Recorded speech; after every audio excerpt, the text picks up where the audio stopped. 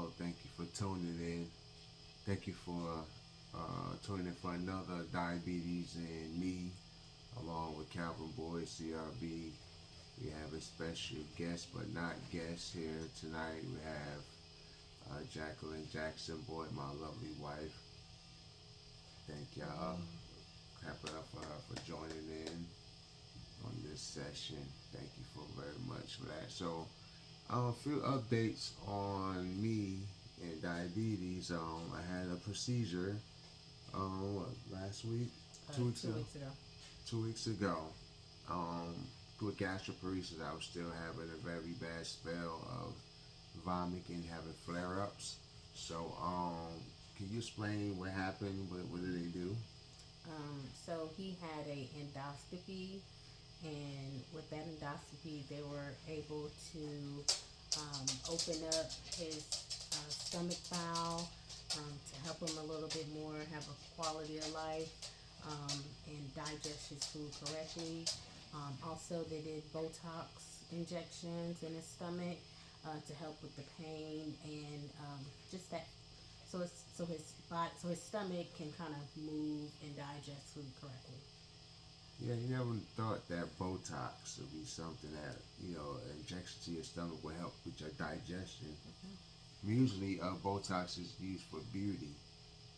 Beauty is now helping people with migraines. In your case, stomach pains. It's kind of becoming one of those drugs that can help with anything. Wow.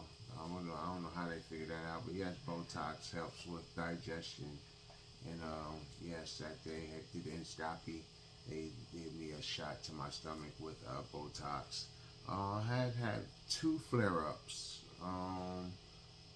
They haven't been nowhere near rough as in previous years and past. However, they're still very painful and still you know I'm ready for it to completely stop. But also, you gotta watch your diet and what you eat. And sometimes you spurge too much. I think I spurged too much, and that was the reason why probably had a flare up this morning.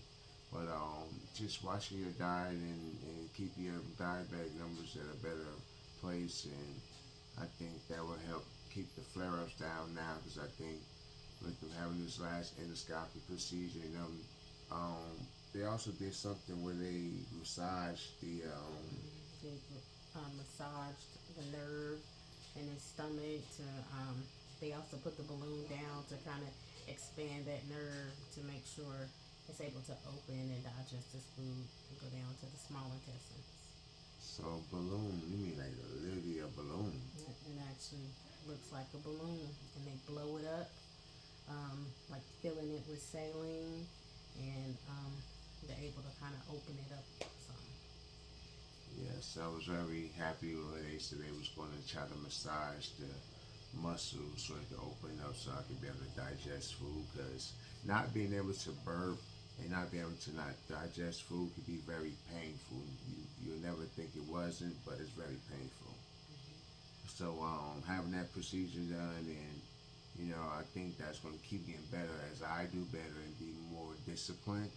That it continue to get better as well, and I think the procedure was actually a success, and I believe it's going to add to the quality of life of me as well, also mentally as well, because when dealing with gastroparesis, it could be taxing on you mentally, where you could get mentally challenged sometimes, where you feel like it's a challenge to get up and do certain stuff that you should do regularly. So I'm glad that they was able to see that it was something they needed to go into my stomach and see what they can do to help me out. So they knew the doctor said just by looking at me, he knew my quality of life was really rough before the endoscopy. Also, do research on doctors. I believe this was his third gastro doctor. None of them offered this treatment. They all did endoscopies, and none of them were able or even said they knew how to do this procedure. So research the doctors and make sure they can help. Don't just go to the first one your doctor sends you to. Research, see what their specialties is, because it is hard to find a doctor that specializes in gastroparesis. Yes, and gastroparesis is means stomach's dead, and Delayed emptying of the yes, stomach. I remember having to eat a radioactive egg and toast, and basically they were trying to see how fast it would empty out my stomach. And they said some people say how long does it take for a normal person's stomach to empty? Uh, 35 to 45 minutes. and they were saying that mine was taking 2 to 3 hours. 2 to 3 hours. So just having all that built up, and having food not digesting, it has to go somewhere. It has to come up, or so basically sometime I was happened to vomit to actually get the food out my neck and different locations in my body where it wasn't being digested. So I also want to talk about mental health wise. Basically, what I'm starting to see is mentally, you control a lot of your mentally with your thoughts. If you can control yourself, try to control yourself emotionally, and with your emotions, mentally, it will help you out a lot better. And so I think a lot of times what happened with me, I was moving off emotions instead of moving practical or like an adult. I was moving off emotions, and sometimes moving off emotions, you not always acting or being perceived as an adult, because you could do some not childish but some adolescent stuff in that time. And also I learned that people that's hurting and pain, hurt people. So I'm not making excuses for people that's hurt, that's going off on their family members or mean or this and that. I'm not saying that. That's not. I'm not condoning it. What I'm saying is usually that's a cry out for help, and that's a cry out for some type of attention. So mentally wise, it goes everything in diabetes. Mentally, emotionally, physically, everything is controlled, and everything just not by what you eat. Everything, how you feel, anger, emotions, everything's controlled. So you have to be able to be careful and watch everything you do with diabetes. Right? I totally agree. One thing in this journey that I have learned is you have to find happiness in yourself first, right? So find that love in you, so that you can make yourself happy. Don't just put it on your spouse to make you happy. You gotta find it in yourself. You can't put that on your spouse to make you quote unquote happy. No one can make you happy but yourself. And I'm telling you that from a personal journey. You can't look to your spouse. You can't even put that type of what's the word I'm trying to use? Expectation. Pressure. Expectation and pressure on your spouse of being that whatever or everything person for you. They can't do it.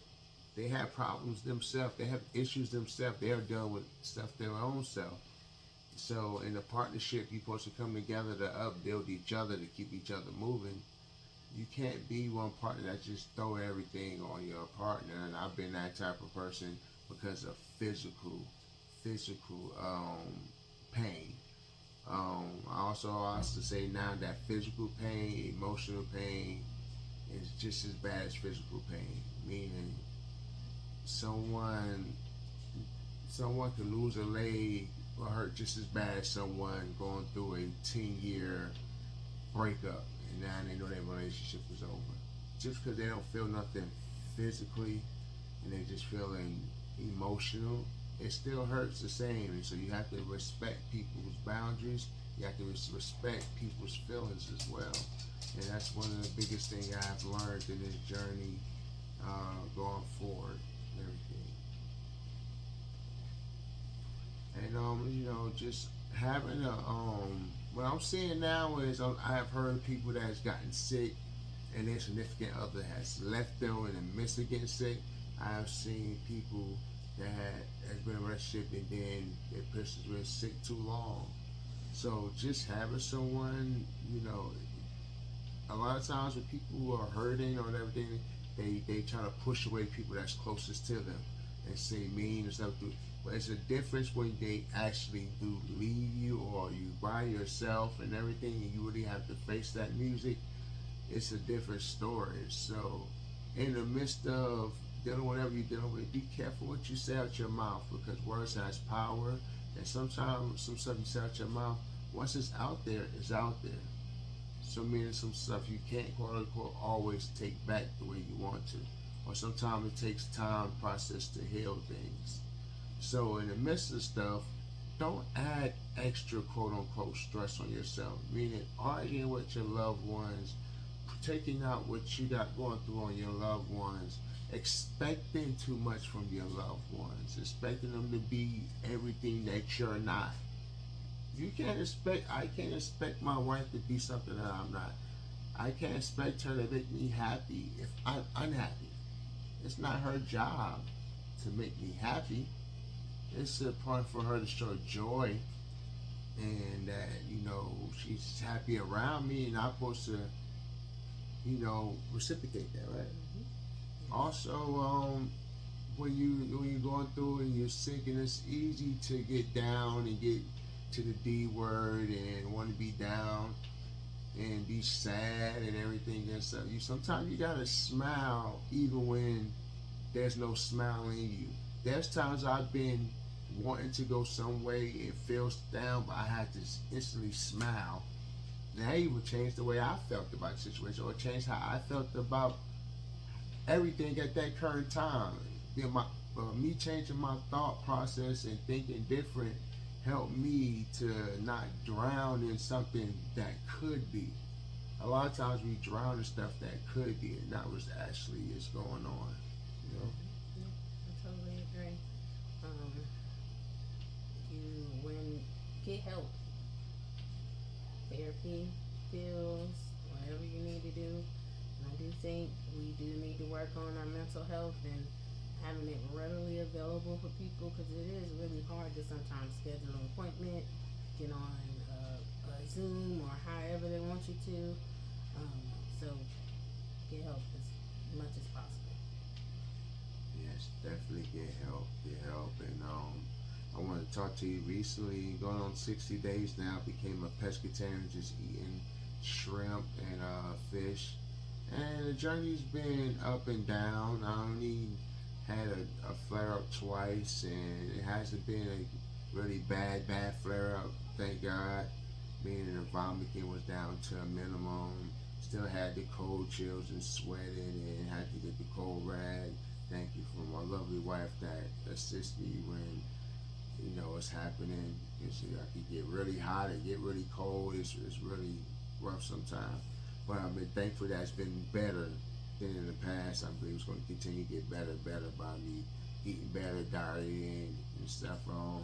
I eat a lot of fruit now, which fruit is not bad. I'm trying to get 2 more vegetables and I have to figure out more of a protein and vitamins and sea moss. I'm trying to add in there somewhere, but I want to try to just stay away from meat. I feel like the body was never supposed to consume meat, so I try to stay away from meat much as possible. And I don't know, I feel a lot more energy since I don't eat meat and everything. I lost some weight since I started eating meat as well. So I'm not saying it works for everybody, but I feel like for diabetics, you should probably ingest a lot less meat, more veggies, more fruits. And I'm eventually gonna go into fruits and veggies culture change eventually and try that. I love mangoes. I love to slice up a mango, eat a mango. I love I just love fruit. And basically when I'm feeling weird in my body, fruit is probably one of the things I can eat and I can hold it down pretty well. So yeah, not eating meat, going on 60 days now. It's the next update. I was able to get weighed. Last time I was weighed, I was 224 pounds. I'm not sure if I'm not anymore. not saying I gained much weight because I had an extra large t-shirt on that felt like a 2X. And just a disclaimer, me and my wife are not on drugs. We both really lost this weight. We're not on any drugs, I promise you. She didn't do it, Hey, we just stepped back, so we get ready to get this summer bodies going, get ready for the summer. But yeah, we have new equipment. Can you explain the new equipment we have to start doing diabetes? Yeah. So we have a nice stand here that has some lights, so you can see Calvin better, as well as just not putting his phone on a soda can or something. So this is really neat. We're gonna try to get some more stuff. He has a mic set as well that we're gonna try to hook up soon. So we're getting ready. And I want some people to start asking questions and some questions that because I want people to send this to their family members, use it for themselves. And diabetes is different in every person. Some people have different symptoms. Some people live with diabetes differently. Some people will never have gastroparesis. Some people will never have kidney failure. Some people will never have this part. But under the diabetes umbrella, we need to be able to come together to tackle each and every avenue to give someone some type of hope and relief. Because 3 years with gastroparesis, I struggled with vomiting, and going back and forth to the hospital and everything until they now was able to get to stuff for solutions and able to help me better, to have a better quality of life, because I wasn't even able to work a job because I was going in and vomiting as soon as I get there in the bathroom and having to go home because the flare-ups were so bad. So, with diabetes, protect your body. The sooner you know about your diabetes, the sooner you should work harder in trying to reverse as much as possible so you don't have to start up anything.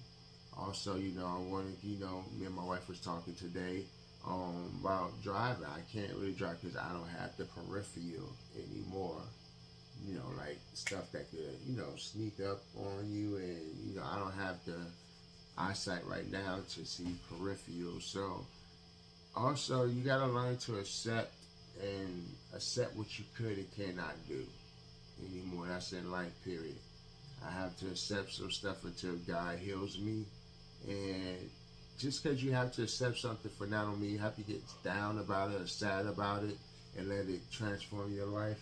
I didn't allow me not being able to walk, not being able to sometimes, whatever, allow me not to do anything, allow me not to try to promote a comedy event or get on here and we talk to you guys about diabetes and me and her life of dealing with someone that have diabetes and our effects of trying to keep our daughter away from diabetes and coming up in family members with heredity where diabetes is on both sides of the family. We don't speak and see stuff. I'm trying to end generational curses of, because I don't want my grandchildren to have to worry about diabetes. So everything is a sacrifice. Nowadays, stuff is more known. They can catch stuff for adolescents and different stuff. So it's up to us to be more prevalent and more watchful in our children's lives to see what they're eating, what they're not eating, and if they're getting everything they need, the nutrients and all that good stuff they need. Because in this stuff now, it's chemically unbalanced, and they put any and everything in this stuff that can make kids do any and everything. So, trying to, eat in. If you eat out, try to watch, what you give your kids. One thing that I would suggest for a diabetic is the what is it called? Weight Watchers app. So with that app, you can get it for free, or they might make you pay a small amount of money. But get that app, and it has a restaurant finder, so you can you'll put in the restaurant, and it'll tell you every healthy meal that you can get from that restaurant. So like it'll tell you like you can get the salmon or you can get the burger. It's going to be 2 or 3 points. Really look into that, and I also want to go over the signs of diabetes, just to try to catch it early as possible. Thirsty, dry mouth, like all day long, pretty much, and frequent urination. If you're going to the bathroom 2, 3 times at night, 2 times. more, or in during the day, all day, every day, just going, go to your doctor. You know, just and see what your blood work shows. Even if you are a pre-diabetic, um, you can get on some type of medication regimen just so you can stop the effect of diabetes. Basically, what they don't want people to know is the sooner you get started on the defense of doing better with diabetes, the sooner it keep you from complications. What happened with myself is having diabetes since the age of 15 to now I'm 40. I didn't get serious about it till about maybe a year or two. Yeah, that long. 37, probably. Yeah, maybe 37 years old. So a lot of the complications I got probably could have been stopped or not as bad if I would have took things serious from the beginning. But diabetes, I said that diabetes is a secret killer. Is for years nothing happened. I didn't have any complications. And after I got COVID in 2020, it's like it just opened the floodgates, and it was hard to try to get through stuff and reverse a lot of stuff. You know, having that first strain of COVID back in 2020 when it was fresh and people didn't know really how to do anything about COVID. So I think COVID also played a big what's the word? It played a Part. big part in a lot of the surgeries and a lot of the issues that I had with diabetes. So COVID is right now. A lot of people are dealing with blood clots. Early COVID victims. He goes to a support group, and there was a couple of guys that said, after COVID, I got a blood clot and lost my leg or arm or something. So then some people have heart issues now because of COVID. So yeah, that was really bad for a lot of diabetics. COVID. Yeah, COVID was a tough one. It just kind of exposed every when they said precondition, it really exposed the preconditions and brought them to the limelight, to the front, and yes, exposed a lot with people's bodies and stuff. And then from there, now your body's trying to play catch up back to deter, and that's why they want you to get the COVID vaccination. the vaccination, everything to help you fight against what's going on with COVID. I do recommend you get the vaccine. After having the vaccine, it did kind of help my body do different stuff, fight stuff off better. So yeah, but definitely with diabetes, I want to say last thing is remember it's not only about consumption of what you eat, it's also about what you consume mentally and emotionally. That also can run your person's blood sugar up. Also pain. If you're in pain, a person's blood sugar is going to be higher. And don't let nobody tell you again that fruit is totally bad for you. Fruits and veggies are probably the best thing for you. Also, if you're trying to lose weight, lower blood sugar, you have to shock your body.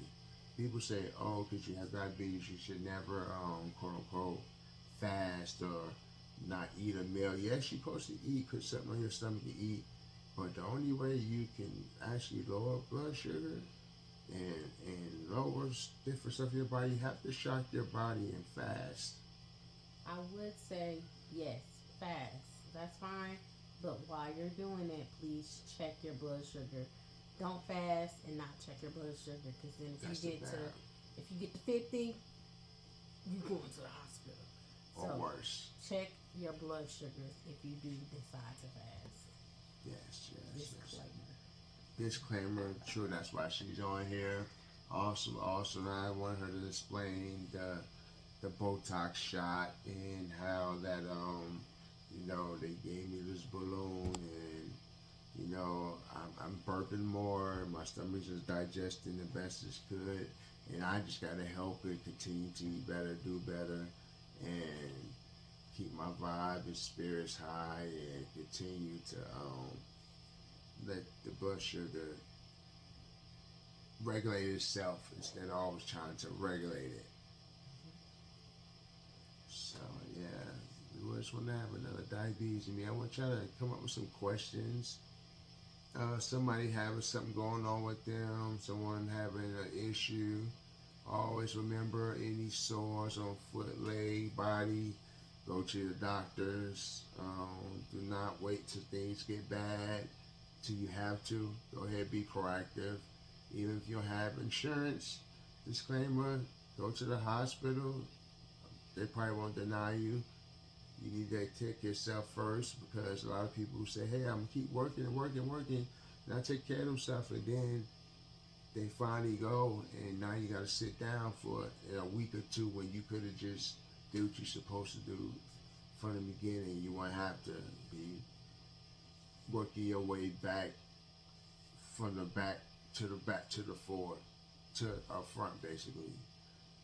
Yeah, I agree. I think it's important to get your yearly checkups, but also ask your provider for a follow-up checkup in 6 months.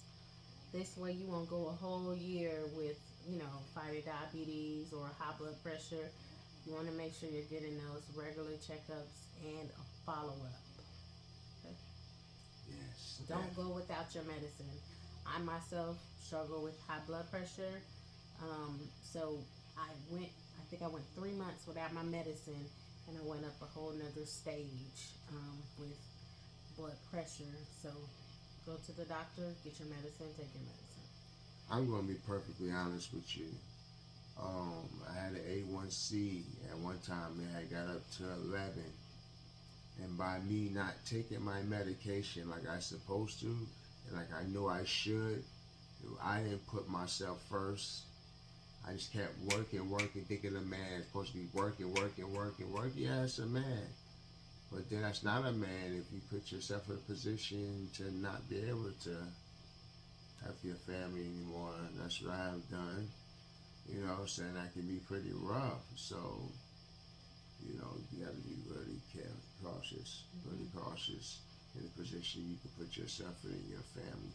You got to go to the doctors, because not going to the doctors will tear you apart. And sometimes you wait till at the last minute and say, oh, well, just take me now. Go ahead, take me.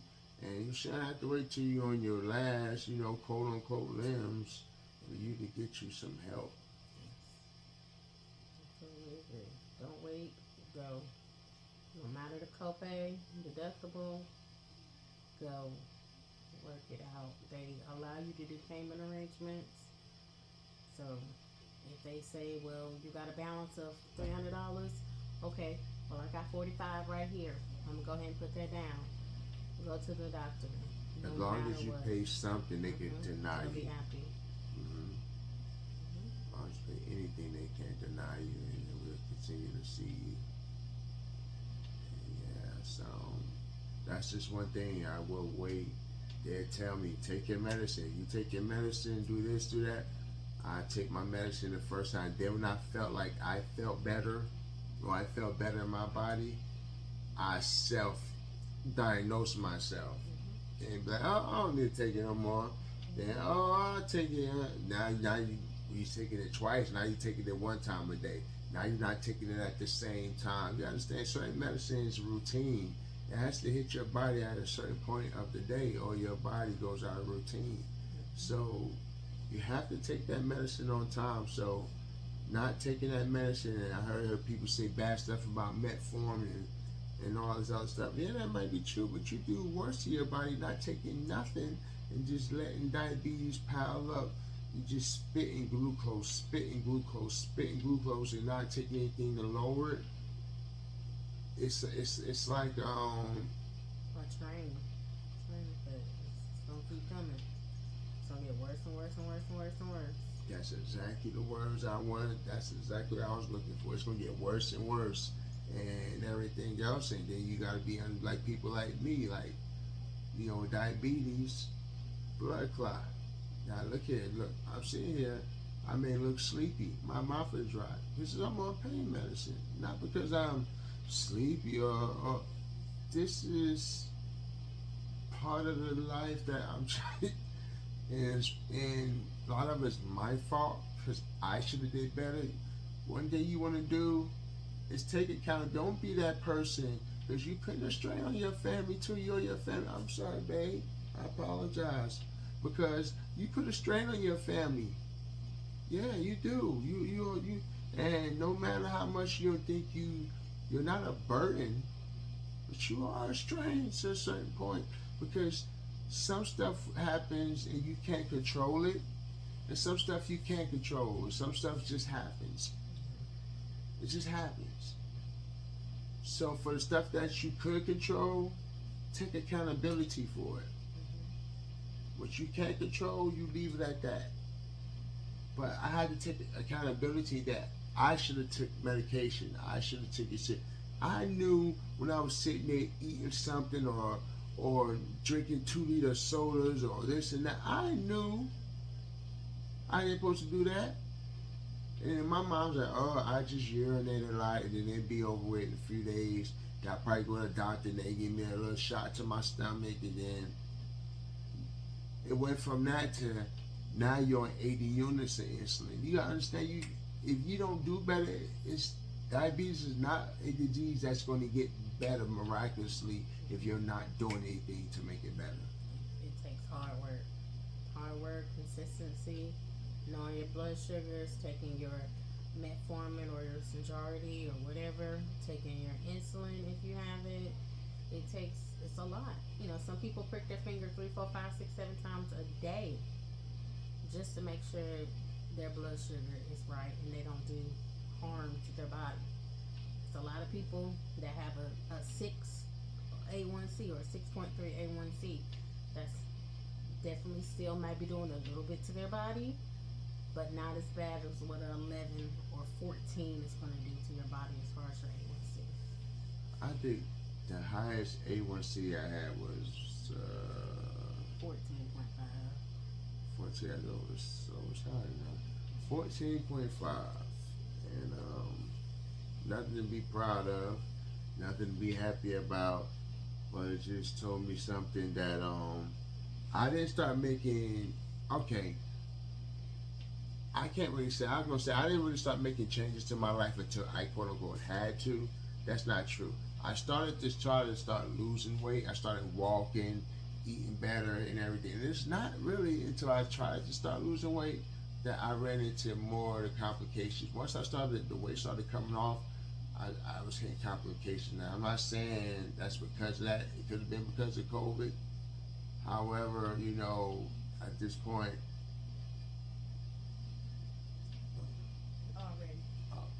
yeah, but at this point, I'm just trying to make better conscientious decisions and understanding that if I don't eat better, if I don't keep my mental together, it can take an effect where I could be sick all day.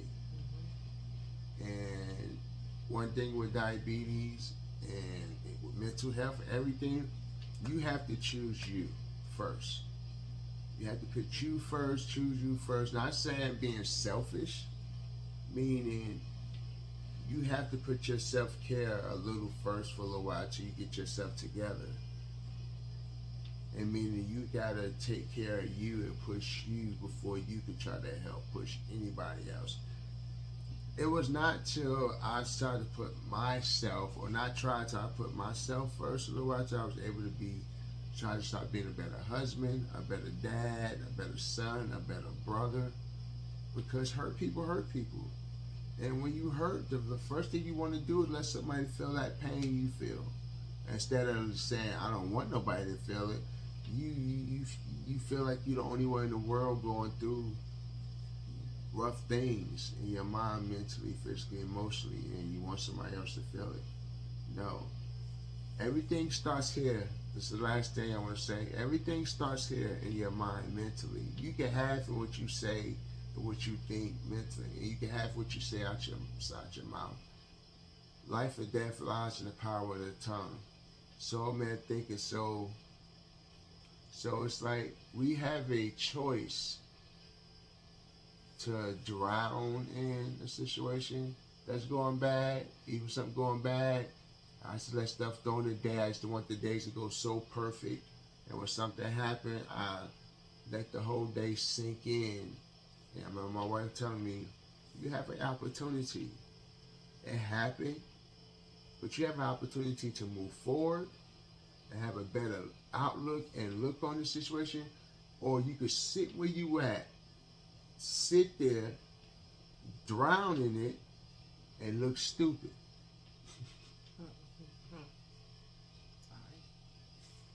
Choose not to look stupid. And choose you. And that's what I want to tell somebody. And also, last but not least, I'm talking to anybody that feel like life is too hard, that they are a burden, that they family don't love them, or they too much of a burden on their family. Anybody contemplating suicide, don't want to be on this world anymore. I just want to tell you that you're loved, you're needed, you're wanted, and I want you to tell you that we all go through problems. And it's the scripture that said we all may do it at night, but joy comes in the morning. And we all have something that we have to endure during the night. But long as we know that soon the light is coming, we just got to endure. So I just want to tell you, don't give up. Don't cut yourself. Don't hurt yourself. Don't want to commit suicide. That's not the solution. And you don't want to do that to your family. That's selfish. So keep fighting. I hope somebody see me, see Jackie, see that we keep fighting, and see that y'all can do it. And smile and know that life is hard, life is real, but you still got opportunity to ask God for forgiveness and do right. So this diabetes and me, CRB and Jackie, and we out. T.